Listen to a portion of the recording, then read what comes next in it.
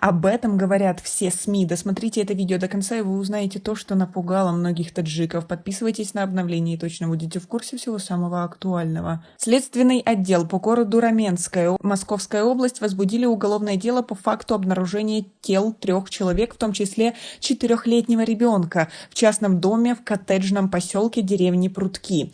Тела погибших обнаружены без видимых признаков насильственной смерти. Еще один человек в бессознательном состоянии госпитализирован в медицинское учреждение. На месте происшествия работают следователи и криминалисты Следственного комитета по Московской области. Как сообщает mk.ru, ЧП произошло в доме, который около 4 лет назад построил богатый китайский бизнесмен. До последнего времени здесь жил хозяин с семьей. Однако уже несколько недель особняк занимает только обслуживающий персонал. Дом обслуживали несколько работников, граждане Китая и Таджикистана. В поселке нет централизованного газоснабжения, и обогрев дома производился с помощью газовых баллонов.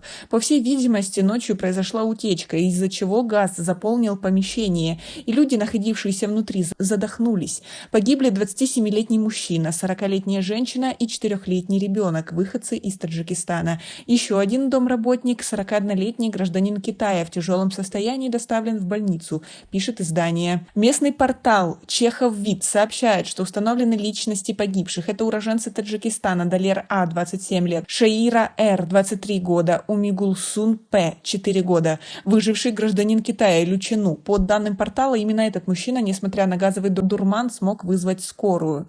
По данным ТАСС, именно Лючену является хозяином дома. Погибший молодой человек работал переводчиком с таджикского на китайский. Как вам такая ситуация? И в последнее время очень часто это происходит из-за утечки газа. А 2 рабочих, граждане Таджикистана, упали в шахту лифта с 13-го этажа на намыве Васильевского острова в Петербурге, сообщает Блокнот.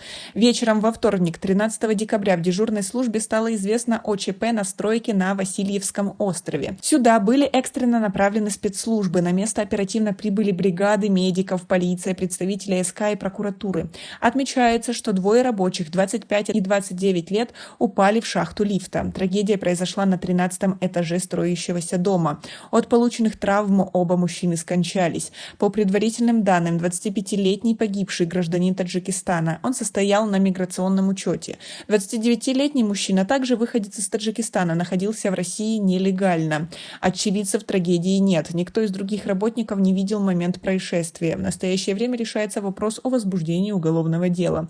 Стройка, где погибли рабочие, находилась на намывных территориях Васильевского острова. Новые территории, созданные за счет земляных сооружений, должны были стать одной из самых перспективных локаций новостроек. Как вы относитесь к таким ситуациям и к тому, что в последнее время участились несчастные случаи с нашими соотечественниками? У нас пока на этом все. Оцените наше видео подпиской и лайком. До скорой встречи!